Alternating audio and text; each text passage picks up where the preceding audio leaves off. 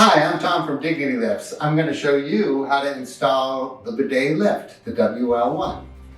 It's a complex system, surely, but it doesn't require a lot of tools to install it. You'll need a pair of pliers, you'll need the Allen wrench and the mini wrench that came with it, and there's also some plumbing parts in the kit that will install it into your toilet. So, expected time for an install is about 20 to 30 minutes, and it requires a little bit of plumbing, but not master plumber work, handyman type stuff. We're going to remove the toilet seat.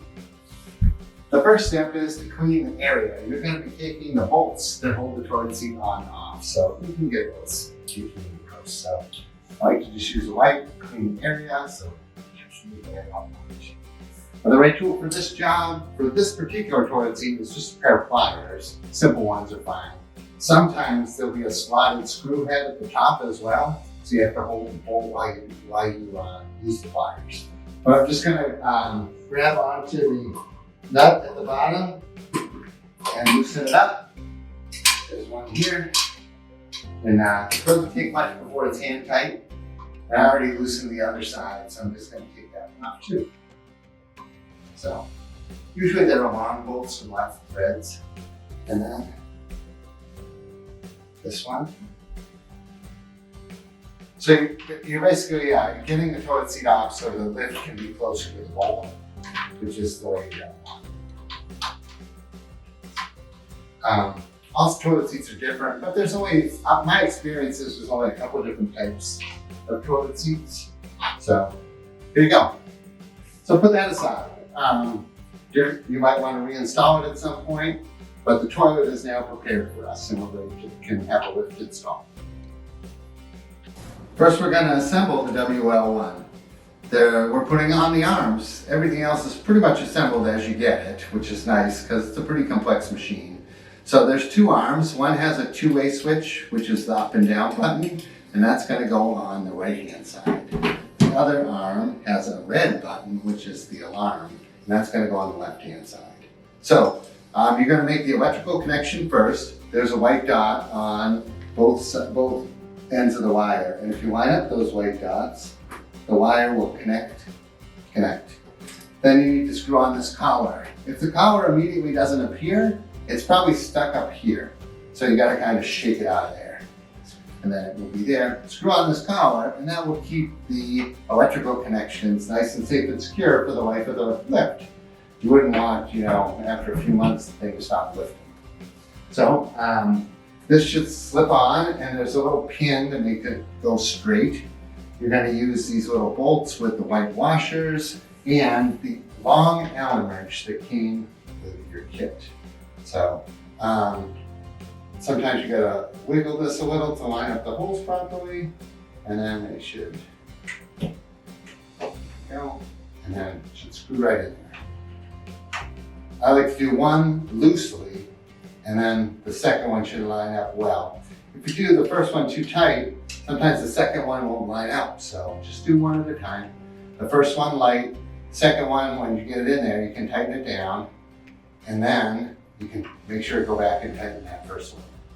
So there you go. So now the alarm button will work when the lift is plugged in. The alarm button's loud. It's supposed to be loud to alert anyone if someone's having trouble in the bathroom. So don't go pushing that button lightly. Again, I lined up the white dot and I'm screwing on the collar for the lift switch. And then push this down, line her up, and get the screws going.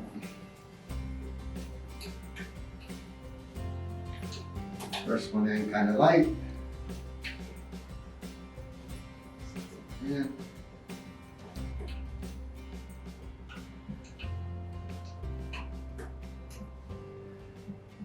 It's going to be horizontal, so get it lined up nice and it will thread in there nicely. So come on tight and tighten the first one. All right. It's nice to get those arms in place and they're nice and stable. They're going to be used a lot, and the people using it need the stability. So this is almost entirely assembled, and you're ready to move on to the next step. We're going to plumb the WL1 bidet toilet lift. First thing we want to do is make sure there's as little water as possible in the tank of the toilet. So I'm shutting off the supply line. That will make it so no more water comes in. And then I flush the toilet.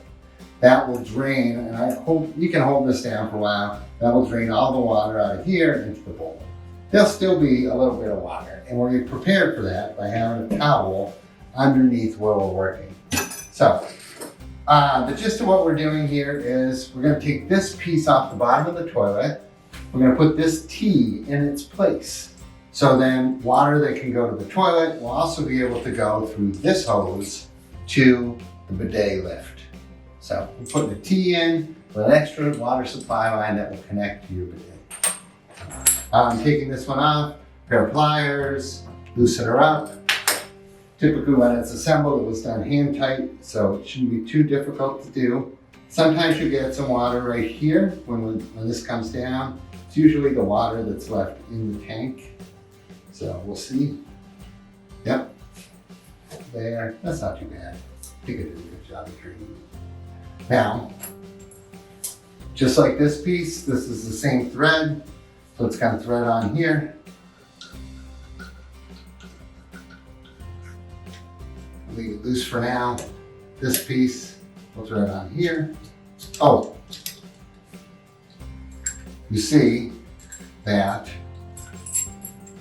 this has a compression fitting, but this does not. So we're gonna wanna put a washer in here. So this connection is gonna get washered. This one that goes to the supply line, that already has like a rubber piece in there that's like a cone shaped, so you won't need the washer. Down here, part of the trick is we're gonna wanna position, see how I have that outlet facing me? That's gonna save me a lot of trouble. You don't want it facing that way, because then putting the supply line is gonna be difficult. There we go. And then you gotta tighten all this down. Once you got it tightened down and this is facing the right way, you're gonna install this line right here. That will leave it ready to be installed on the back of the washer lift.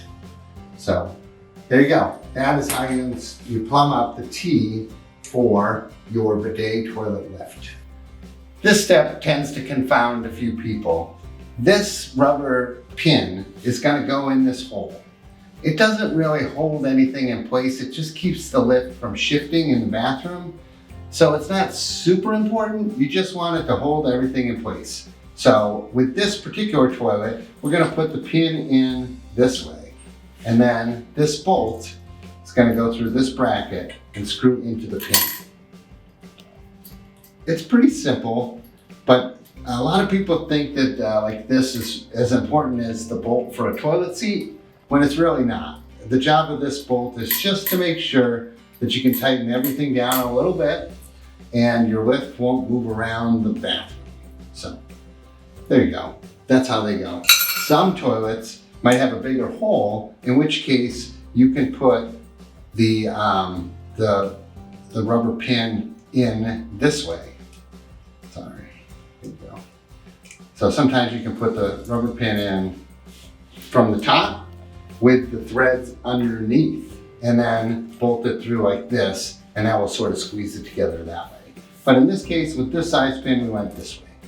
Now, where does this bolt go? That bolt we'll look at next. Now we're gonna attach the crossbar to our pin brackets. Take off the plastic piece, just pulls right off the top. Then I've adjusted the lift so that this cross piece is about 1/4 to 1/2 inch above the wall. That's the height you're gonna eventually want it. So I can go back till my cross piece is just over the bracket. So then I'll take this bolt,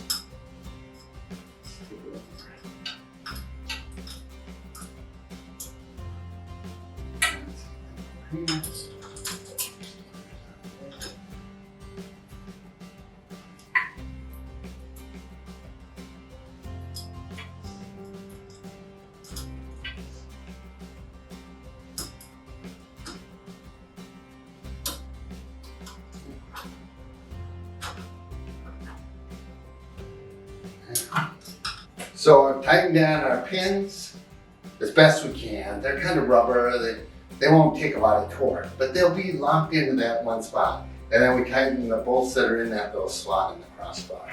And this, I mean, now it's all held together. The goal is those pins keep it from moving side to side and forward and aft, so it stays in the right position. And then the feet support all of the weight. So that makes the whole thing as efficient as possible. It's plugged in now, so I can lift and lower the seat, which is really nice. And then the only other thing left is to hook up the bidet. So be sure to plug your WL1 into a GFI outlet. You don't want anyone getting shocks. Let's talk about adjusting the height of the legs. So one way to adjust the height is we do like to have about a 1/4 inch gap between the bottom of the seat and the rim of the bowl. And you can check by seeing if that gap is bigger or smaller, front to back, side to side. And if it is, just unscrew the feet to make it taller or screw them in to make it shorter on that side. So this looks a little like it maybe could go up a little bit here. So just lift it and unscrew it. And then when I got everything where I want it, there's a lock that you can lock down on all 4 legs. Now we'll make it extra secure. The next step in the installation is to put on this pressure regulator. It installs right to the back of the lift. Make sure the rubber washer is in there, and it just screws on, and then you can snug it with a pair of pliers. The final step, plumb the bidet. So we got our supply line, and it will attach right into the back of the bidet. Tighten that down, it's a flare fitting, and good to go. Check our plumbing connections, make sure they're all tight, and we're ready to go. So the bidet will only activate if the lift is all the way down and if someone's sitting on it. So it's not going to spray water all over your bathroom. You have to have a bum on the seat right here. Otherwise, no spray. So that's how you install a WL1 bidet lift by Dignity Lifts. This lift not only helps you back up to your feet, but handles all your hygiene tasks as well. I'm Tom from Dignity Lifts. Thanks for watching the video. You can find our products at dignitylifts.com and retailers nationwide. Thank you.